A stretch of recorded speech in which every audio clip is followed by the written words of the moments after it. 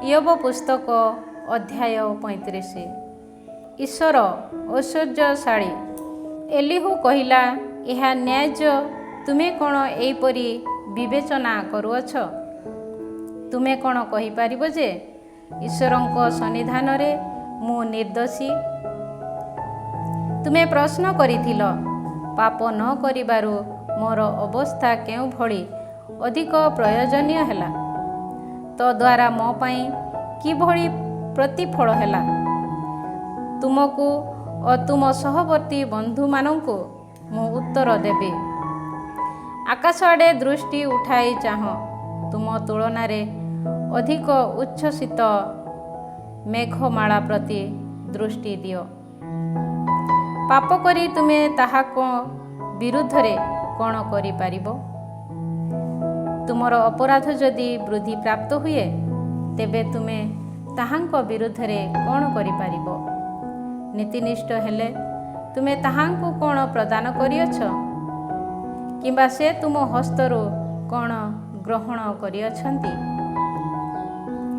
ତୁମର ଦୁଷ୍ଟତା ତୁମ ସଦୃଶ ମନୁଷ୍ୟର କ୍ଷତି କରେ, ସେହିପରି ତୁମର ନୀତିନିଷ୍ଠା ମଧ୍ୟ ମନୁଷ୍ୟପୁତ୍ର ପ୍ରତି ଲାଭଜନକ ଅଟେ। ଅତ୍ୟାଚାରର ବହୁଳତା ନିମିତ୍ତ ଲୋକେ କ୍ରନ୍ଦନ କରନ୍ତି, ଶକ୍ତିଶାଳୀମାନଙ୍କର ହସ୍ତ ଯୋଗୁଁ ସେମାନେ ସାହାଯ୍ୟ ଲାଭ ଭିକ୍ଷା କରନ୍ତି। କିନ୍ତୁ ଯିଏ ରାତ୍ରି କାଳରେ ଆନନ୍ଦମୟ ଗାନର ଧ୍ୱନି ଦିଅନ୍ତି, ଯିଏ ଭୂପୃଷ୍ଠ ପଶୁମାନଙ୍କ ପ୍ରତି ପ୍ରଦତ୍ତ ବିବେକ ଅପେକ୍ଷା ଅଧିକ ଜ୍ଞାନ ଆମକୁ ପ୍ରଦାନ କରନ୍ତି ଓ ଆକାଶଚର ପକ୍ଷୀମାନଙ୍କ ପ୍ରତି ପ୍ରଦତ୍ତ ପ୍ରଜ୍ଞା ଅପେକ୍ଷା ଅଧିକ ପ୍ରଜ୍ଞା ଆମକୁ ପ୍ରଦାନ କରନ୍ତି, ସେହି ମୋର ସ୍ରଷ୍ଟା ଈଶ୍ୱର କାହାନ୍ତି? କେହି କେବେ ଏହିପରି ପଚାରିଲେ ନାହିଁ। ସେମାନେ ସେଠାରେ କ୍ରନ୍ଦନ କରନ୍ତି, କିନ୍ତୁ ଦୁଷ୍ଟ ବ୍ୟକ୍ତିମାନଙ୍କର ଅହଙ୍କାର ହେତୁ ସେ କୌଣସି ଉତ୍ତର ଦେଉନାହାନ୍ତି। ଈଶ୍ୱର ଅବଶ୍ୟ ନିରର୍ଥକ ରୋଦନ ପ୍ରତି କର୍ଣ୍ଣପାତ କରନ୍ତି ନାହିଁ। ସର୍ବଶକ୍ତିମାନ ତା ପ୍ରତି କୌଣସି ଗୁରୁତ୍ୱ ଦିଅନ୍ତି ନାହିଁ। ତୁମେ ତାହାଙ୍କୁ ଦେଖୁନାହଁ, ତୁମର ଅଭିଯୋଗ ତାହାଙ୍କ ସନ୍ନିଧାନରେ ସମର୍ପିତ। ତୁମେ ଯେବେ କହିବ ଯେ ତୁମେ ତାହାଙ୍କୁ ଅପେକ୍ଷା କରୁଅଛ, ତେବେ କେତେ ବା ଅଧିକ ନ୍ୟୁନ ପରିମାଣରେ ସେ ତୁମର ନିବେଦନକୁ ଗୁରୁତ୍ୱ ଦେବେ। ବର୍ତ୍ତମାନ ଯେହେତୁ ତାହାଙ୍କ କ୍ରୋଧ ଶାସ୍ତି ବିଧାନ କରୁନାହିଁ ଓ ସେ ଅପରାଧ ପ୍ରତି ଅତ୍ୟଧିକ ମନୋଯୋଗୀ ହେଉନାହାନ୍ତି, ସେହେତୁ ଇୟୋବ ମୁଖ ଖୋଲି ବୁଦ୍ଧିହୀନ କଥାବାର୍ତ୍ତା କରନ୍ତି, ସେ ଅନେକ ଜ୍ଞାନରହିତ ବାକ୍ୟ କହନ୍ତି। ଅଧ୍ୟାୟ 36। ଇୟୋବଙ୍କ ଯାତନାର ଯଥାର୍ଥ ଅର୍ଥ। ଏଲିହୁ ପୁନରାୟ କହିଲା, ମୋ ପ୍ରତି ଆହୁରି ଅଳ୍ପ ସମୟ ଧରି ଧୈର୍ଯ୍ୟଶାଳୀ ହୁଅ, ମୁଁ ସ୍ପଷ୍ଟ ଭାବେ ବ୍ୟାଖ୍ୟା କରିବି। ଈଶ୍ୱରଙ୍କ ନିମନ୍ତେ ମୋର କହିବା ପାଇଁ ଆହୁରି କେତେକ ବିଷୟ ରହିଛି। ମୋର ଯୁକ୍ତିବାଦକୁ ବ୍ୟାପକ ଭାବେ ମୁଁ ସ୍ଥାପନ କରିବି। ମୋର ସ୍ରଷ୍ଟାଙ୍କ ନୀତିନିଷ୍ଠାକୁ ମୁଁ ସମର୍ଥନ କରିବି, କାରଣ ମୋର କଥା କପଟଜନିତ ନୁହେଁ। ଜଣେ ଜ୍ଞାନସିଦ୍ଧ ବ୍ୟକ୍ତି ତୁମ ସମ୍ମୁଖରେ ବିଦ୍ୟମାନ। ଈଶ୍ୱର ଶକ୍ତିଶାଳୀ ଅଟନ୍ତି, ସେ କାହାକୁ ଅବଜ୍ଞା କରନ୍ତି ନାହିଁ। ଶକ୍ତି ତଥା ବିବେଚନାରେ ସେ ପ୍ରବୀଣ ଅଟନ୍ତି। ସେ ଦୁଷ୍ଟ ବ୍ୟକ୍ତିକୁ ଜୀବିତାବସ୍ଥାରେ ସଂରକ୍ଷଣ କରନ୍ତି ନାହିଁ, କିନ୍ତୁ ପ୍ରପୀଡ଼ିତମାନଙ୍କୁ ସେମାନଙ୍କର ନ୍ୟାୟାଧିକାର ପ୍ରଦାନ କରନ୍ତି। ଧାର୍ମିକମାନଙ୍କଠାରୁ ସେ ନିଜର ଚକ୍ଷୁ ପ୍ରତ୍ୟାହାର କରନ୍ତି ନାହିଁ, ବରଂ ସିଂହାସନାସୀନ ରାଜାମାନଙ୍କ ସଙ୍ଗରେ ସେମାନଙ୍କୁ ଅଧିଷ୍ଠିତ କରାନ୍ତି ଓ ସେମାନେ ସେହିପରି ଉନ୍ନୀତ ହୁଅନ୍ତି। ସେମାନେ ଯଦି ଶିକୁଳିରେ ଆବଦ୍ଧ ହୁଅନ୍ତି ଓ ଯାତନାର ସୂତାରେ ବନ୍ଧା ହୁଅନ୍ତି, ତେବେ ସେମାନେ ଯେ ଔଦ୍ଧତ୍ୟପୂର୍ବକ ଆଚରଣ କରିଛନ୍ତି, ଏହିପରି ପ୍ରକଟ କରି ସେମାନଙ୍କର କର୍ମ ତଥା ଅପରାଧକୁ ଘୋଷଣା କରନ୍ତି। ଶିକ୍ଷା ଲାଭ କରିବା ପାଇଁ ସେ ସେମାନଙ୍କ କର୍ଣ୍ଣ ଖୋଲି ଦିଅନ୍ତି। ତାର ଦୋଷ ପଥରୁ ଫେରିବା ପାଇଁ ଆଦେଶ ଦିଅନ୍ତି। ତାହା ଶୁଣି ସେମାନେ ଯଦି ତାହାଙ୍କର ସେବା କାର୍ଯ୍ୟ କରନ୍ତି, ତେବେ ନିଜ ଦିନ ସବୁକୁ ଐଶ୍ୱର୍ଯ୍ୟରେ ଓ ସମ୍ବତ୍ସର ଗୁଡ଼ିକୁ ଆନନ୍ଦରେ ସେମାନେ ସମ୍ପୂର୍ଣ୍ଣ କରନ୍ତି। କିନ୍ତୁ ସେମାନେ ଯଦି ନ ଶୁଣନ୍ତି, ତେବେ ସେମାନେ ଖଡ୍ଗ ଦ୍ୱାରା ବିନଷ୍ଟ ହୁଅନ୍ତି ଓ ଜ୍ଞାନ ରହିତ ଭାବେ ମୃତ୍ୟୁବରଣ କରନ୍ତି। ଅଧର୍ମୀମାନେ କ୍ରୋଧକୁ ସହୃଦୟରେ ଲାଳନ ପାଳନ କରନ୍ତି। ସେ ସେମାନଙ୍କୁ ଯେବେ ଆବଦ୍ଧ କରନ୍ତି, ସେମାନେ ତେବେ ସାହାଯ୍ୟ ପାଇଁ ନିବେଦନ କରନ୍ତି ନାହିଁ। ସେମାନେ ଯୌବନ କାଳରେ ମୃତ୍ୟୁ ମୁଖରେ ପଡ଼ନ୍ତି। ସେମାନଙ୍କର ଜୀବନ ଅପମାନରେ ପରିସମାପ୍ତ ହୁଏ। ସେ ପ୍ରପୀଡ଼ିତମାନଙ୍କୁ ଯାତନା ମାଧ୍ୟମରେ ରକ୍ଷା କରନ୍ତି ଓ ଦୁର୍ଦ୍ଦଶା ଜରିଆରେ ସେମାନଙ୍କର କର୍ଣ୍ଣ ଖୋଲି ଦିଅନ୍ତି। ତୁମକୁ ମଧ୍ୟ ସଙ୍କଟରୁ ଏକ ବିଶାଳ ତଥା ଅସଙ୍କୋଚ ସ୍ଥାନକୁ ସେ ଆକୃଷ୍ଟ କରିଅଛନ୍ତି ଓ ଯାହା ତୁମ ମେଜ ଉପରେ ରହିଲା, ତାହା ମେଦପୂର୍ଣ୍ଣ ପଦାର୍ଥ ଥିଲା। କିନ୍ତୁ ତୁମେ ଦୁଷ୍ଟ ବ୍ୟକ୍ତିମାନଙ୍କର ବିଚାରରେ ପରିପୂର୍ଣ୍ଣ ନ୍ୟାୟ ବିଚାର ତଥା ନୀତି ତୁମକୁ ଧରି ରଖେ। କୋପ ଯେପରି ତୁମକୁ ଉପହାସର ପଥ ଆଡ଼କୁ ଆକୃଷ୍ଟ ନ କରେ, ସେଥିପାଇଁ ସାବଧାନ ହୁଅ। ମୋଚନ ମୂଲ୍ୟର ପ୍ରାଚୁର୍ଯ୍ୟ ତୁମକୁ ନ ବୁଲାଉ। କ୍ଳେଶ ଜର୍ଜରିତ ନ ହେବା ପାଇଁ ତୁମର କ୍ରନ୍ଦନ କିମ୍ବା ତୁମର ଶକ୍ତିର ପ୍ରକାଶ କ'ଣ ଉପଯୋଗୀ ହେବ? ଯେଉଁ ସମୟରେ ଲୋକେ ସେମାନଙ୍କ ସ୍ଥାନରୁ ଉଚ୍ଛେଦିତ ହୁଅନ୍ତି, ସେହି ରାତ୍ରିର ଆଗମନ ପାଇଁ ତୁମେ ଆଶା କର ନାହିଁ। ଦୋଷ ପଥର ଅଭିମୁଖୀ ନ ହେବା ପାଇଁ ସାବଧାନ ହୁଅ, କାରଣ ତୁମେ ଯୋଜନା ତୁଳନାରେ ଏହା ମନୋନୀତ କରିଅଛ। ଈଶ୍ୱର ନିଜ ଶକ୍ତିରେ ମହୋନ୍ନତ, ତାହାଙ୍କ ସଦୃଶ୍ୟ ଅନ୍ୟ ଜଣେ ଶିକ୍ଷାଗୁରୁ କିଏ ବା ଅଛି? କିଏ ତାହାଙ୍କର ଗତିପଥକୁ ନିର୍ଣ୍ଣୟ କରିଅଛି? କିମ୍ବା କିଏ ତାହାଙ୍କୁ କହିବା ପାଇଁ ସକ୍ଷମ ଯେ ତୁମେ ଭୁଲ କରିଅଛ? ତାହାଙ୍କର ଯେଉଁ କାର୍ଯ୍ୟ ସମ୍ବନ୍ଧରେ ଲୋକେ ସ୍ତୁତିଗାନ କରିଛନ୍ତି, ତାହାର ପ୍ରଶଂସା ଗାନ କରିବାକୁ ସ୍ମରଣ କର। ସମସ୍ତ ଲୋକ ତାହାଙ୍କ ନିରୀକ୍ଷଣ କରନ୍ତି। ମନୁଷ୍ୟ କେବଳ ଦୂରରୁ ତାହା ଦେଖିବାକୁ ପାଏ।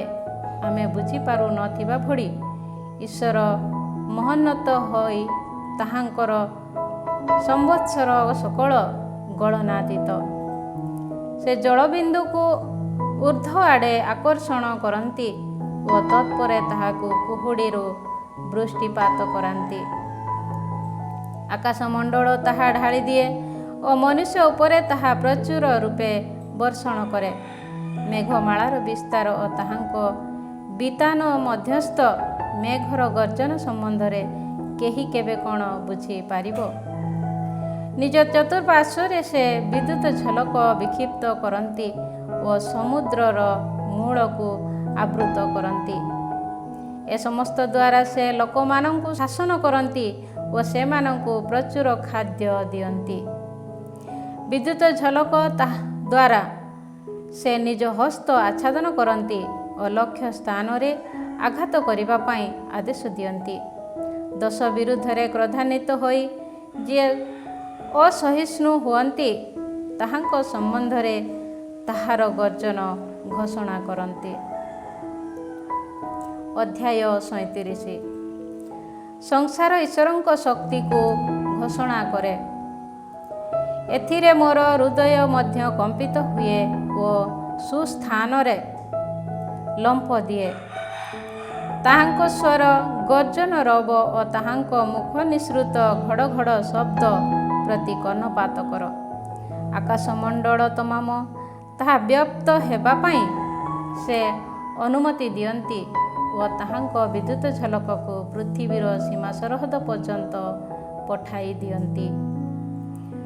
ତତ୍ପରେ ତାହାଙ୍କ ଗର୍ଜନ ଶୁଣାଯାଏ। ସେ ନିଜର ମହତ୍ତ୍ୱ ବିଶିଷ୍ଟ ରବ ଦ୍ୱାରା ଗର୍ଜନ କରନ୍ତି। ତାହାଙ୍କ ସ୍ୱର ଶୁଣାଯିବା ବେଳେ ସେ ବିଦ୍ୟୁତ୍ ଝଲକକୁ ବାରଣ କରନ୍ତି ନାହିଁ। ନିଜ ରବ ଦ୍ୱାରା ଈଶ୍ୱର ଆଶ୍ଚର୍ଯ୍ୟାନ୍ୱିତ ଭାବେ ଗର୍ଜନ କରନ୍ତି। ଆମେମାନେ ଯେପରି ବୁଝି ନ ପାରୁ ସେ ସେହି ମହତ୍ କାର୍ଯ୍ୟ ସାଧନ କରନ୍ତି। ହିମକୁ ସେ କହନ୍ତି, ପୃଥିବୀ ଉପରେ ନିପତିତ ହୁଅ ଓ ବୃଷ୍ଟିପାତକୁ ଆଦେଶ ଦିଅନ୍ତି, ପ୍ରବଳ ସ୍ରୋତରେ ବର୍ଷିତ ହୁଅ। ସମସ୍ତ ମନୁଷ୍ୟ ଯେପରି ତାହାଙ୍କ ହସ୍ତକୃତ କାର୍ଯ୍ୟ ସମ୍ବନ୍ଧରେ ଅବଗତ ହୁଅନ୍ତି, ସେଥିସକାଶେ ସେ ପ୍ରତ୍ୟେକ ମନୁଷ୍ୟର ଉଦ୍ୟମକୁ ମୁଦ୍ରାଙ୍କନ କରନ୍ତି। ସେ ସମୟରେ ବନ୍ୟ ପଶୁ ସମୂହ ସେମାନଙ୍କ ଆଶ୍ରୟ ସ୍ଥାନକୁ ଯାଆନ୍ତି। ସେମାନେ ନିଜ ଗହର ମଧ୍ୟରେ ରହନ୍ତି। ଘୂର୍ଣ୍ଣିବାୟୁ ଦକ୍ଷିଣ ସ୍ଥଳରୁ ଆସେ ଓ ଉତ୍ତର ବାୟୁ ଶୀତ ବିଛୁଡ଼ି ଦିଏ। ଈଶ୍ୱରଙ୍କ ନିଶ୍ୱାସ ବଳରେ ବରଫ ତିଆରି ହୁଏ ଓ ଜଳ ରାଶିର ଉପରି ଭାଗ ଘନୀଭୂତ ହୁଏ। ସେ ନିବିଡ଼ ମେଘମାଳାକୁ ଆର୍ଦ୍ରତାରେ ଭରି ଦିଅନ୍ତି ଓ ମେଘମାଳା ତାହାଙ୍କ ବିଦ୍ୟୁତ ଝଲକକୁ ବିକ୍ଷିପ୍ତ କରନ୍ତି। ତାହାଙ୍କ ନିୟନ୍ତ୍ରଣାଧୀନରେ ସେଗୁଡ଼ିକ ଘୂର୍ଣ୍ଣିତ ହୁଏ। ବାସଯୋଗ୍ୟ ଭୂପୃଷ୍ଠରେ ସେମାନେ ତାହାଙ୍କ ଆଦେଶକୁ କାର୍ଯ୍ୟକାରୀ କରନ୍ତି। ସଂଶୋଧନ ପାଇଁ ହେଉ କିମ୍ବା ତା କ୍ଷେତ ସକାଶେ ହେଉ ଅଥବା ସ୍ନେହ ସକାଶେ ହେଉ, ତାହା ଘଟିବାକୁ ସେ ଦିଅନ୍ତି।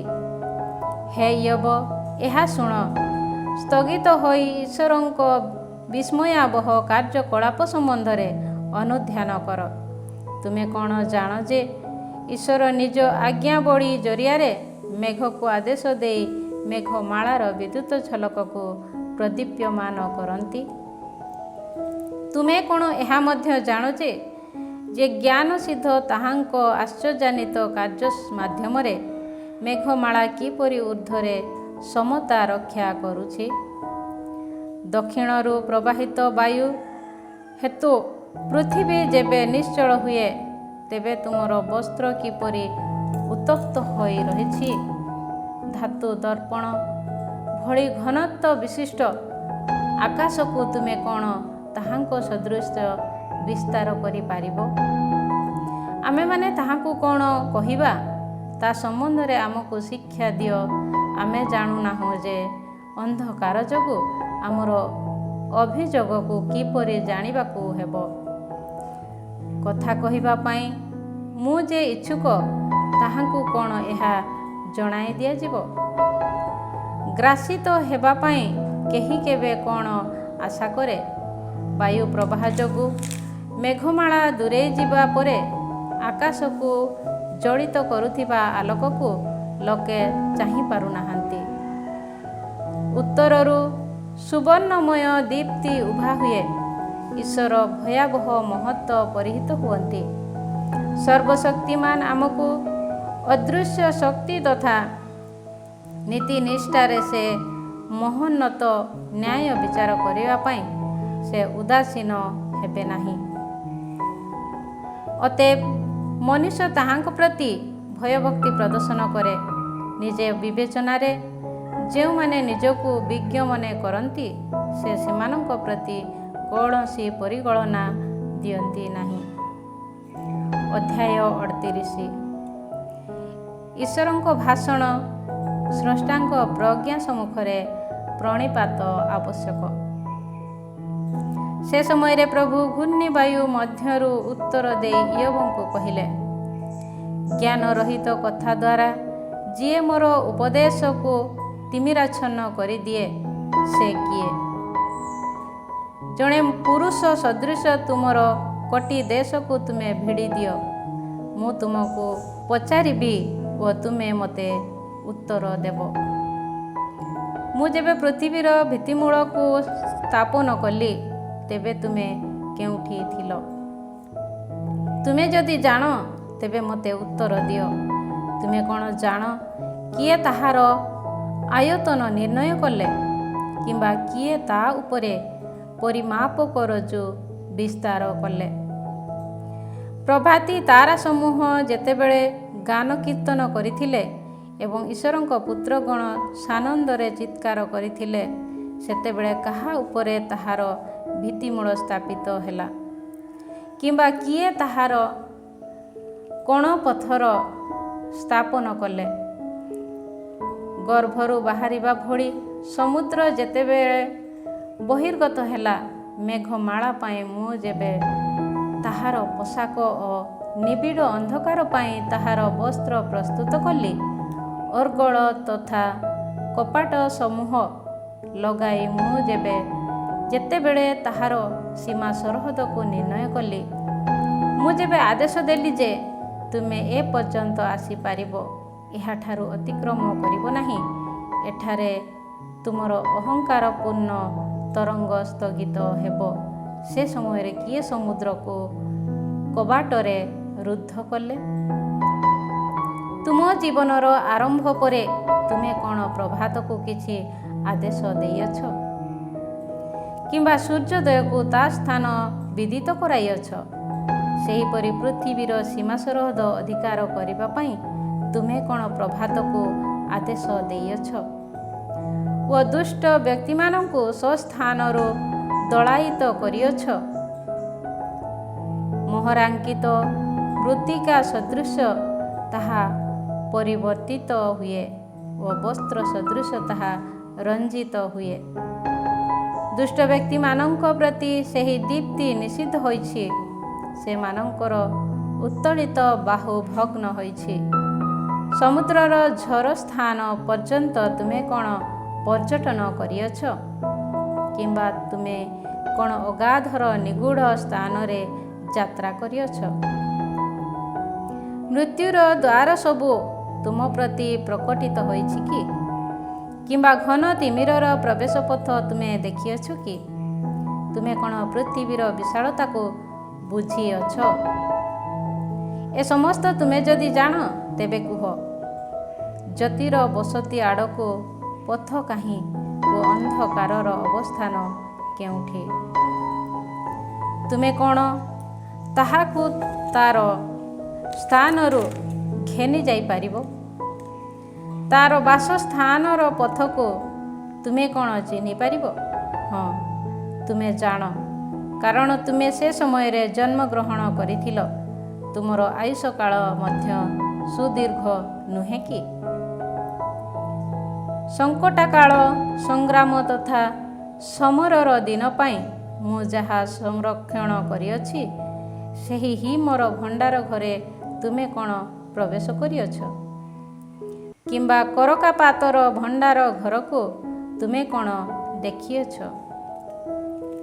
ଯେଉଁ ସ୍ଥାନରୁ ଆଲୋକ ବିତରିତ ହୁଏ ଓ ଯେଉଁ ସ୍ଥାନରୁ ଭୂପୃଷ୍ଠରେ ପ୍ରାଚ୍ୟବାୟୁ ବିକ୍ଷିପ୍ତ ହୁଏ, ସେ ସ୍ଥାନକୁ ପଥ କାହିଁ? କୌଣସି ମନୁଷ୍ୟର ଆବାସ ସ୍ଥାନ ହେବା ପାଇଁ ଅନୁପଯୋଗୀ ବିଜନ ସ୍ଥାନ ତଥା ମରୁ ପ୍ରାନ୍ତରେ ବୃଷ୍ଟିପାତ କରିବା ଓ ତଦ୍ୱାରା ଆକର୍ଷିତ ତଥା ଜନଶୂନ୍ୟ ସ୍ଥାନର ତୃଷା ନିବାରଣ କରି ସେଠାରେ ତୃଣ ଅଙ୍କୁରିତ କରାଇବା ପାଇଁ ବୃଷ୍ଟିପାତର ନାଳ କିଏ ଖନନ କରିଅଛି ଓ ବିଦ୍ୟୁତ ଝଲକର ପଥ କିଏ ପ୍ରସ୍ତୁତ କରିଅଛି? ବୃଷ୍ଟିପାତରେ ଜଣେ ଜନକ ଅଛି କି? କିମ୍ବା ଶିଶିର ବିନ୍ଦୁକୁ କିଏ ଜନ୍ମ ଦେଇଛି? କାହାର ଗର୍ଭରୁ ବରଫ ବହିର୍ଗତ ହୋଇଛି? ଆକାଶମଣ୍ଡଳର ତୁଷାରକୁ କିଏ ଜନ୍ମ ଦେଇଛି? ଜଳରାଶି ପଥର ସଦୃଶ କଠିନ ହୁଏ, ଅଗାଧର ମୁଖ ଘନିତ ହୁଏ। ମୃତ୍ତିକା ନକ୍ଷତ୍ରର ଶିକୁଡ଼ିକୁ ତୁମେ କ'ଣ ଆବଦ୍ଧ କରିପାରିବ? କିମ୍ବା କାଳ ପୁରୁଷ ନକ୍ଷତ୍ରର ବନ୍ଧନକୁ ତୁମେ କ'ଣ ଫିଟାଇ ପାରିବ? ତୁମେ ରାଶି ଚକ୍ରକୁ ଋତୁ ଅନୁସାରେ ଆଣିପାରିବ କି?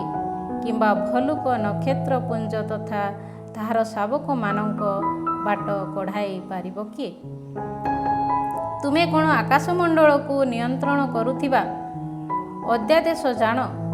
ତୁମେ କ'ଣ ସେ ସମସ୍ତକୁ ଭୂପୃଷ୍ଠ ଉପରେ ସ୍ଥାପନ କରିପାରିବ?